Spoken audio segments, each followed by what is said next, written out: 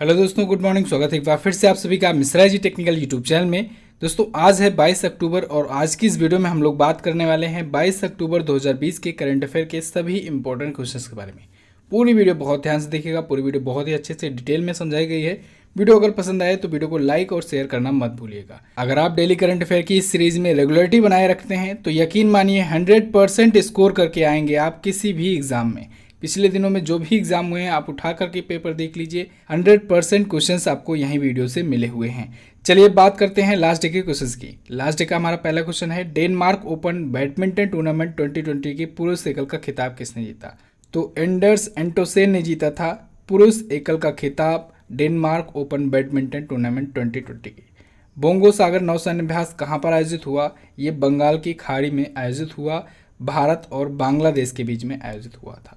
Clear है? चलिए बात करते हैं आज के दिन के पहले क्वेश्चन की। पहला क्वेश्चन है, हाल ही में भारत में कहां से SANT मिसाइल का सफलतम परीक्षण किया गया? तो अभी हाल ही में दोस्तों ओडिशा के तट से SANT मिसाइल का सफलतम परीक्षण किया गया। संत मिसाइल का परीक्षण किया गया, इसका फुल फॉर्म होता है दोस्तों stand off anti tank missile. क्या? Stand off anti tank missile. जैसा कि आपको नाम से ही लग रहा है एंटी टैंक मिसाइल है ये दोस्तों स्वदेशी रूप से बनाया गया है, निर्मित है, पूरी तरीके से स्वदेशी रूप से बनाया गया है DRDO के द्वारा। एंटी टैंक मिसाइल है और ये हेलिना जो है हमारे पास हेलिना का ही ये एडवांस वर्जन है। हेलिना क्या होता है? हेलिना का मतलब हेलीकॉप्टर लॉन्च्ड नाग, और नाग मिसाइल एंटी टैंक होती ही है। ठीक है, तो हेलिना यानी हेलीकॉप्टर लॉन्च्ड नाग का ये उन्नत संस्करण है, यानी एडवांस वर्जन है SANT मिसाइल। अब देखिए हेलीकॉप्टर लॉन्च्ड नाग का क्या मतलब हुआ? हेलीकॉप्टर से जो लॉन्च किया जा रहा हो। जब हेलीकॉप्टर से लॉन्च किया जा रहा है यानी एयर टू सरफेस लॉन्च किया जा रहा है। ठीक है, इसके नाम से ही आपको ये बात स्पष्ट हो गई, पता लग गई। वैसे भी नाग मिसाइल जो होती है दोस्तों एंटी टैंक मिसाइल होती है, इसको आप लोग को याद रखना ज़रूरी है। DRDO ने इसे बनाया है और DRDO दोस्तों पिछले 45 दिनों में, पिछले 1.5 से 2 महीनों में 11 से 12 टेस्टिंग कर चुका है। और मैं आपको सोच रहा हूं कि आज 5 मिनट की एक वीडियो दूं जिसमें DRDO ने पिछले जो भी परीक्षण किए हैं, मिसाइल की टेस्टिंग की है, उनकी एक लिस्ट हो। तो आज आपको दिन भर में कभी भी 5 मिनट की एक वीडियो मिल सकती है। ठीक है, इस रेंज की बात करें तो SANT मिसाइल की रेंज है दोस्तों 15 से 20 किलोमीटर। कितना? 15 से 20 किलोमीटर की इसकी रेंज है। DRDO ने परीक्षण किया है तो DRDO के बारे में जान लेते हैं। DRDO की स्थापना दोस्तों 1 जनवरी 1958 को हुई थी। Defence research and development organisation है इसका फुल फॉर्म।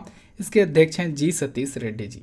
नेक्स्ट बात करते हैं, अगला है OECD international migration outlook report में भारत किस स्थान पर है? तो अभी हाल ही में OECD ने दोस्तों इंटरनेशनल माइग्रेशन आउटलुक रिपोर्ट जारी की। इसमें भारत दूसरे स्थान पर बना हुआ है। पहले स्थान पर चाइना था, अभी भी चाइना बरकरार है पहला स्थान पर, सेकंड पर भारत बना हुआ है। ठीक है, ये रिपोर्ट क्या कहती है? ये रिपोर्ट दोस्तों देशों में जाने वाले जो प्रवासी होते हैं, जो माइग्रेंट होते हैं, उनकी संख्या और उन देशों में वो लोग, उनमें से कितने लोग नागरिकता पा गए हैं, इस पर एक रिपोर्ट जारी की गई है। और उस रिपोर्ट में भारत है दूसरे स्थान पर, पहले स्थान पर है चाइना। किसने जारी की है? OECD ने। OECD का मतलब organisation for economic cooperation and development. क्या? Organisation for economic cooperation and development. अच्छा, ये तो हो गई इंडेक्स और रैंकिंग से रिलेटेड क्वेश्चन। अभी पिछले दिनों में 2 और इंडेक्स और रैंकिंग आए हैं, जैसे ग्लोबल हंगर इंडेक्स आया था, इसमें भारत की रैंक थी 94वीं, भारत 94 स्थान पर था। अभी एशिया पावर इंडेक्स भी आया था जिसमें भारत था 4थे स्थान पर। और अब इंटरनेशनल माइग्रेशन आउटलुक रिपोर्ट में भारत है दूसरे स्थान पर। नेक्स्ट बात करते हैं, अगला, हाल ही में केंद्र द्वारा लाए गए कृषि कानून को खारिज करने वाला पहला राज्य कौन बना? तो पहला राज्य बन गया है दोस्तों पंजाब। आपको याद होगा दोस्तों केंद्र सरकार ने अभी मानसून सत्र में, जब मानसून सत्र चल रहा था संसद का, तब कृषि से संबंधित 3 कानून लाए थे और इन 3 कानूनों का विरोध भी हुआ था, और विरोध खास करके पंजाब में हुआ था। ठीक है, तो पंजाब राज्य सरकार ने इसके तहत 4 विधेयक भी पारित कर दिए हैं अपनी विधानसभा में इसके विरोध में। ठीक है, इसके खिलाफ। ये 4 विधेयक कौन कौन से हैं? तो इसमें पहला है दोस्तों नागरिक प्रक्रिया संहिता 1908 संशोधन, 1908 संशोधन। दूसरा है मूल्य आश्वासन पर और फार्म सेवा पर किसान समझौता बिल 2020। तीसरा है किसानों का व्यापार और वाणिज्य विधेयक 2020। चौथा है आवश्यक वस्तु विधेयक 2020। तो ये 4 विधेयक लाए गए हैं पंजाब राज्य सरकार के द्वारा अपनी विधानसभा में। अब ये विधेयक अगर वहाँ पर पास हो जाता है तो ये बन जाएगा कानून, और पंजाब राज्य जो है ये पहला राज्य बन जाएगा कृषि कानून को खारिज करने वाला। क्लियर है बिल्कुल। तो अभी बिल लाया गया है, जब बिल वहाँ पर पास हो जाएगा तब ये कानून वहाँ पर बन जाएगा वहाँ की विधानसभा में। क्लियर। मैंने अभी बताया कृषि कानून को लेकर के विरोध भी हुआ था काफ़ी, और इसी विरोध के चलते दोस्तों पंजाब का ही एक प्रमुख पार्टी है, पंजाब की एक प्रमुख पार्टी है अकाली दल। अकाली दल ने एनडीए छोड़ दिया था, एनडीए छोड़ दिया। इसके साथ ही अकाली दल की ही एक नेता हैं हरसिमरत कौर बादल, उन्होंने केंद्रीय खाद्य प्रसंस्करण मंत्रालय का मंत्री पद भी छोड़ दिया, यानी मंत्री पद से भी इस्तीफा दे दी थी, जिसका अतिरिक्त प्रभार अब नरेंद्र सिंह तोमर जी के पास है, केंद्रीय कृषि मंत्री के पास है उसका भी अतिरिक्त प्रभार। क्लियर। पंजाब आया है, पंजाब से रिलेटेड कुछ इन्फॉर्मेशन जान लेते हैं, पिछले दिनों के रिवीजन कर लेते हैं। जैसे पंजाब सरकार ने दोस्तों अभी हाल ही में सरकारी नौकरियों में महिलाओं को 33% आरक्षण, 33% रिजर्वेशन देखने की घोषणा की है। इसके साथ ही पंजाब राज्य सरकार ने smart ration card scheme launch की थी। पंजाब राज्य सरकार ने आई रखवाली ऐप भी लॉन्च किया था कुछ ही दिन पहले, इसे भी आपको याद रखना है। ये तो थी करंट अफेयर की बात। अब बात करते हैं पंजाब से स्टैटिक की।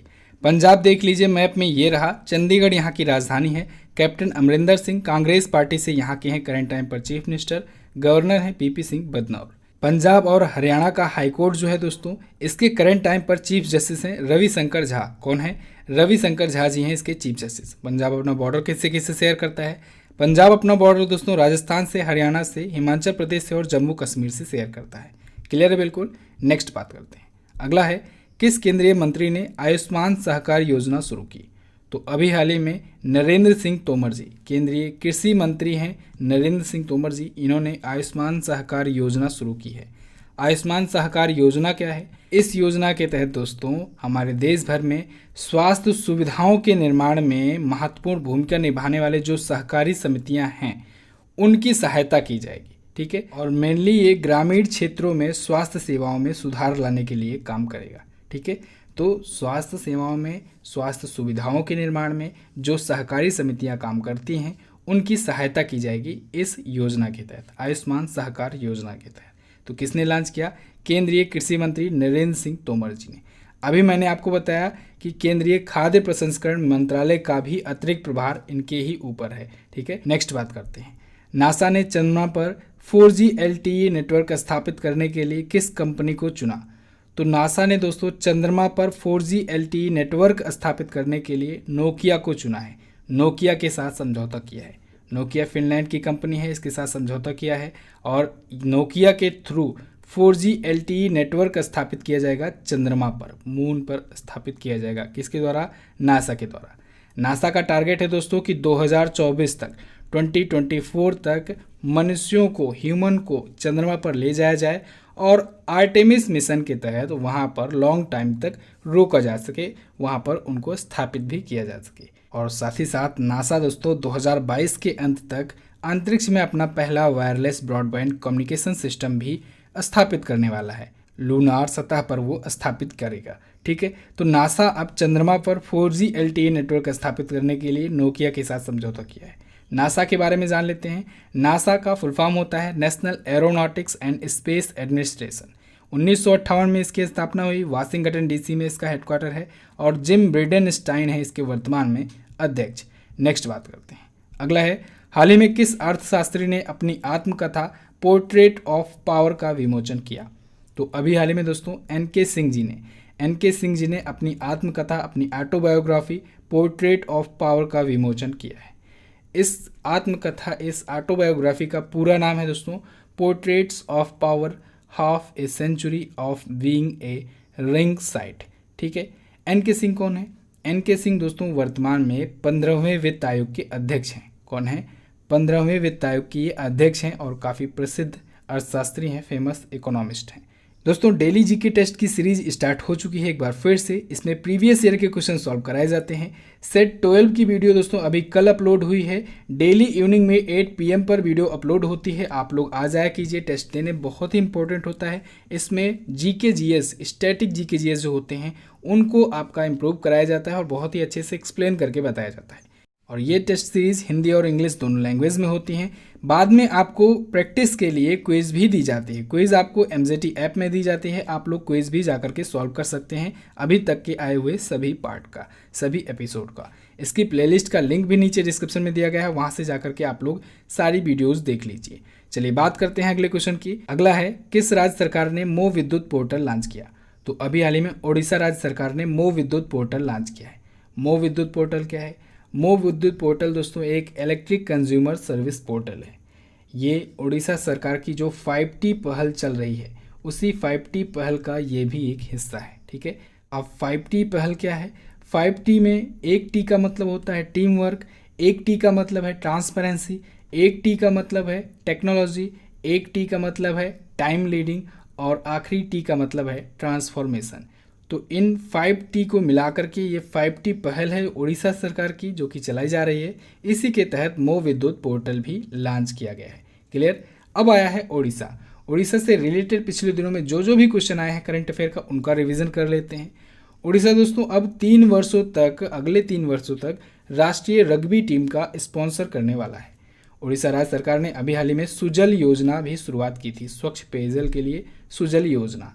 उड़ीसा राज्य सरकार ने दोस्तों ओडिशा बाई रोड कैंपेन शुरू किया था, जिससे ज़्यादा से ज़्यादा पर्यटक अट्रैक्ट हो सके उड़ीसा की तरफ। उड़ीसा राज्य सरकार ने गरिमा योजना भी अभी हाल ही में शुरू की थी।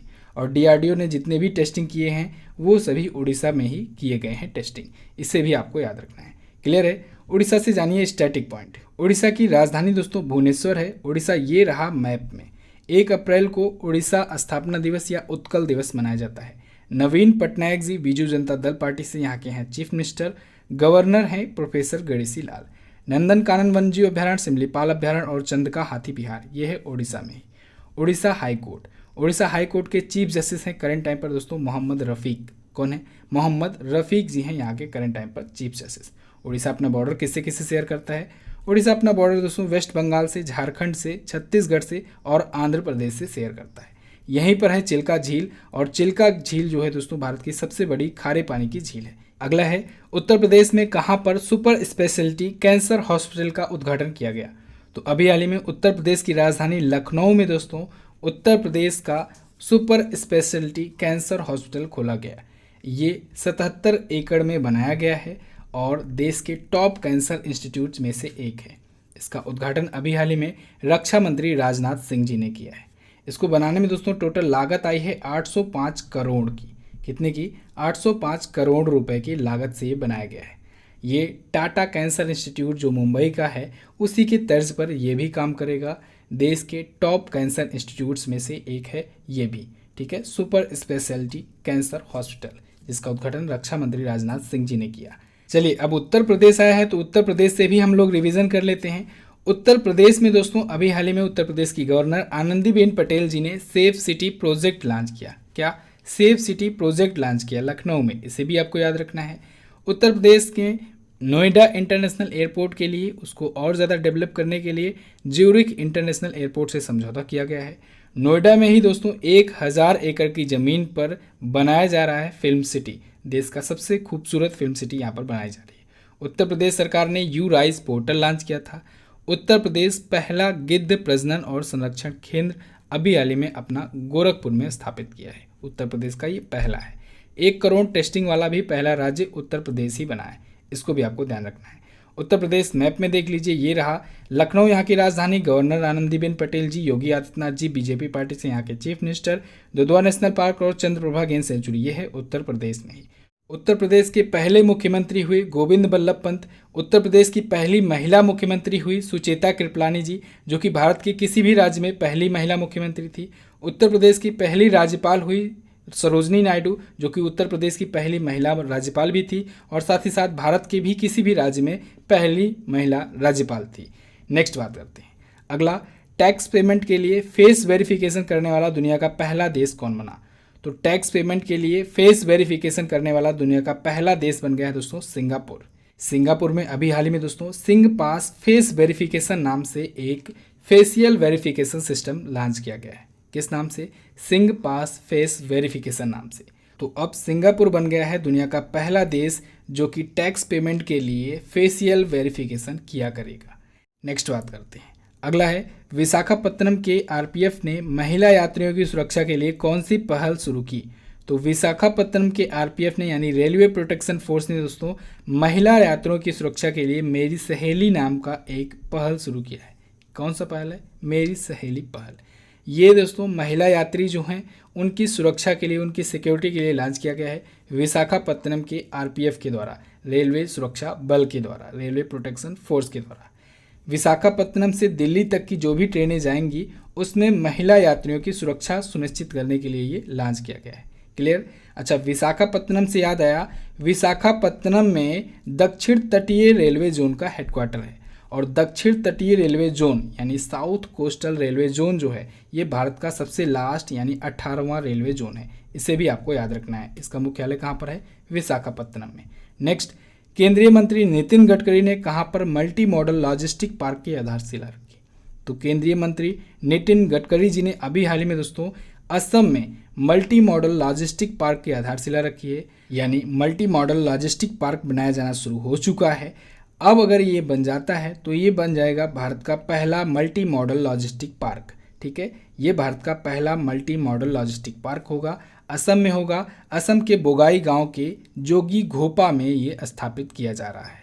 तो वीडियो कॉन्फ्रेंसिंग के थ्रू अभी हाल ही में केंद्रीय सड़क और परिवहन मंत्री नितिन गडकरी जी ने इसका उद्घाटन किया है। क्लियर? असम से ही रिलेटेड अभी कल भी एक क्वेश्चन मैंने आपको बताया था, काती बिहू महोत्सव मनाया गया असम में, इसको भी ध्यान रखेंगे। असम देख लीजिए मैप में, यहाँ पर है दिसपुर यहाँ की राजधानी, सर्बानंद सोनोवाल बीजेपी पार्टी से यहाँ के chief minister, professor Jagdish Mukhi यहाँ के हैं करंट टाइम पर गवर्नर। कांजीरंगा नेशनल पार्क और मानस वन्यजीव अभ्यारण्य ये है असम में ही। कांजीरंगा नेशनल पार्क ये एक सींग वाले गैंडे के लिए फेमस है। अभी हाल ही में यहाँ पर भारत का इकलौता गोल्डन टाइगर भी देखा गया था। असम की राजधानी दिसपुर है। यहाँ का हाईकोर्ट पड़ता है दोस्तों गुवाहाटी हाईकोर्ट, और गुवाहाटी हाईकोर्ट के चीफ जस्टिस हैं अजय लांबा जी। अच्छा, गुवाहाटी हाईकोर्ट दोस्तों 4 राज्यों का भी कार्यभार देखता है।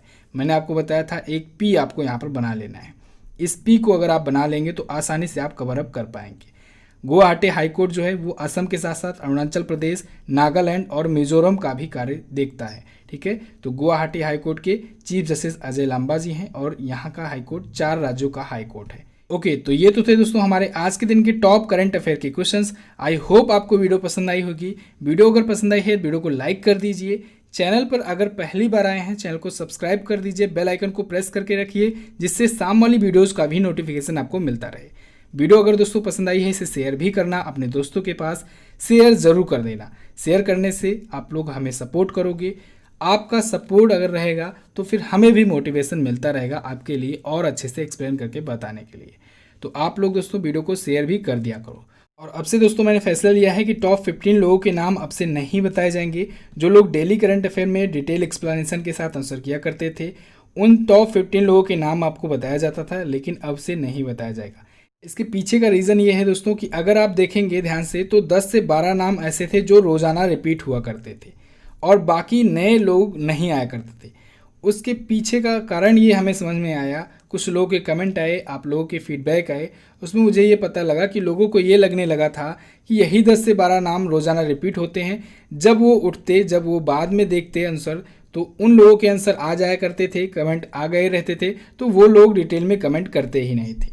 तो ऐसे में क्योंकि उनका नाम आना नहीं था, टॉप 15 लोगों का ही नाम लिया जाना था, इस वजह से वो लोग एक्सप्लेन नहीं करते थे। तो इस वजह से मैंने ये फैसला लिया है कि अब से नाम नहीं लिया जाएगा टॉप 15 लोगों का, जिससे सभी लोग डिटेल में आंसर कर पाएँ, डिटेल में एक्सप्लेन करके लिख पाएँ, जिससे बाकी लोगों का फ़ायदा हो पाए।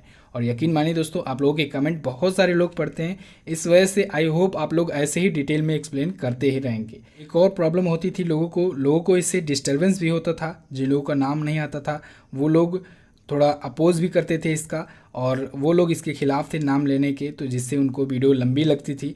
तो ये भी कारण था। आप लोगों का ही फीडबैक सबसे ऊपर रहेगा हमारे लिए हमेशा, और चैनल पर समय समय पर बदलाव करना भी ज़रूरी है। इस वजह से मैंने फैसला लिया है कि अब से टॉप 15 लोगों के नाम जो बताए जाते हैं नहीं बताए जाएंगे। लेकिन आई होप, मैं उम्मीद करूंगा यही कि आप लोग वैसे ही डिटेल में एक्सप्लेन करके आंसर करते रहेंगे जैसे ही पहले करते थे, और बाकी लोग भी डिटेल में एक्सप्लेन करके आंसर करेंगे अब से। चलिए बात करते हैं क्वेश्चन ऑफ द डे की। पहला क्वेश्चन है, भारत में नौसेना सर्वप्रथम किस वंश के राजाओं के पास थी? कल के डेली जी के टेस्ट में बताया गया है, आप आंसर कर सकते हैं, डिटेल में काफ़ी कुछ लिख सकते हैं। अगला है, ISA पुरस्कार में किस देश को यूरोप व अन्य क्षेत्रों के लिए विश्व सरैया पुरस्कार दिया गया? इन दोनों क्वेश्चन के बारे में आपको जो पता हो डिटेल में एक्सप्लेन करिएगा। आई होप आप दोस्तों हमारी बात समझेंगे और डिटेल में वैसे ही एक्सप्लेन करते रहेंगे जैसे ही पहले एक्सप्लेन करते थे, और बाकी लोग भी आज से डिटेल में एक्सप्लेन करना, डिटेल में कमेंट करना शुरू कर देंगे। तो दोस्तों बस इतना ही वीडियो में लाइक और शेयर कर दीजिए। मिलते हैं नेक्स्ट वीडियो में, तब तक के लिए नमस्कार, जय हिंद, वंदे मातरम।